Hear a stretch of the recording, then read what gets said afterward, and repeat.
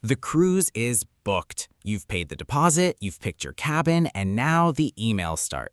Shore excursions, specialty dining, and the one that always makes you pause, the beverage package. The number looks reasonable, somewhere around $65, maybe $70 a day, and you start doing the math the way everyone does.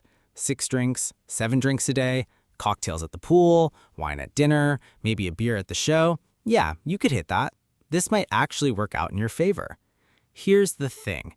Everyone does this math, and almost everyone gets the same number wrong in the same direction for the same reason. So let's do it correctly. Start with the advertised daily rate. Pick a mid-range package on one of the major lines, say $69 a day, which is a realistic number across Royal Caribbean, Carnival, NCL. You're on a 7-night cruise. That's $483 per person. You divide that by the number of drinks you'd need per day to break even. You look at what cocktails cost individually, $12, $13, maybe $15 on a current menu, and you figure you need somewhere between 5 and 6 drinks a day to come out ahead. Doable. Vacation math is generous math. You almost certainly forgot to add the gratuity. Here's where the real number you've been staring at stops being the real number. Cruise lines add an automatic gratuity to beverage packages, typically around 18%, on top of the advertised daily rate, not included in the price, applied at checkout. That $69 package becomes roughly $82 a day once the gratuity posts to your folio. The folio is the running tab your cabin accumulates throughout the cruise, the same system that tracks your spa charges and your casino wins, and the gratuity hits it the same way a resort fee hits a hotel bill, quietly at the point of confirmation.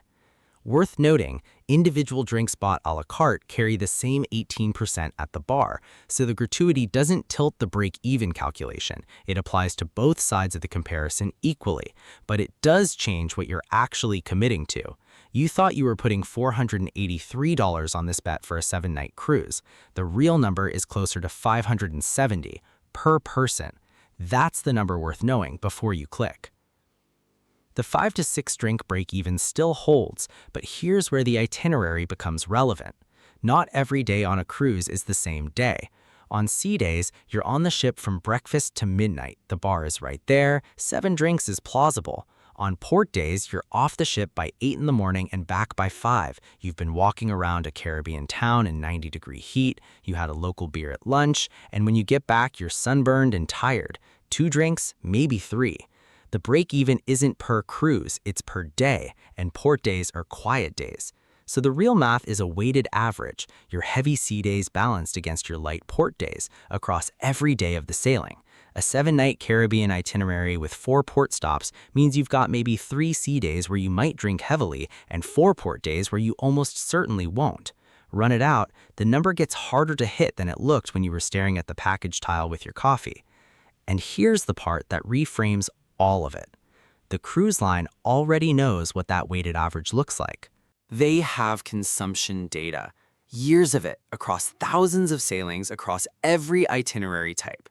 They know exactly how many drinks the median passenger with a beverage package actually consumes per day when you factor in port days, early departures, rough weather, the night someone skips the bar because dinner ran long.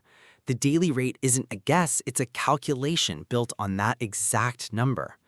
The margin lives in the gap between what passengers think they'll drink and what they actually drink.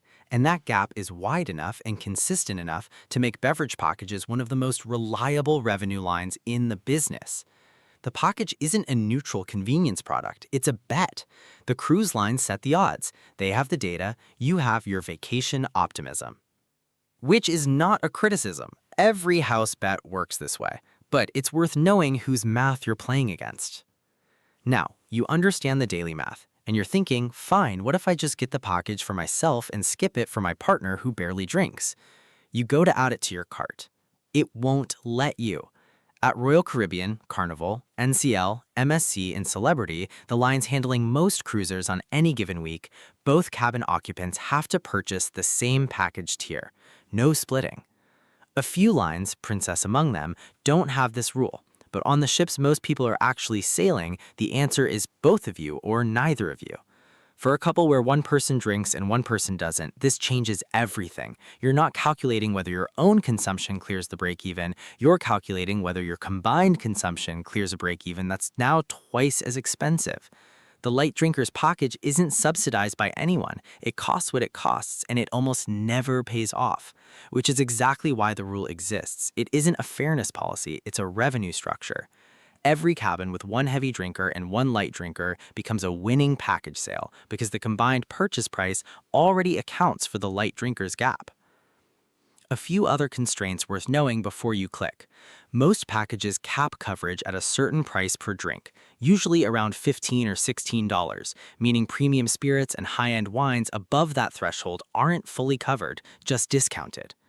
The package is also non-refundable and non-transferable once purchased. Get sick on day 2 and spend 3 days in the cabin, and that prepaid bar tab doesn't come back.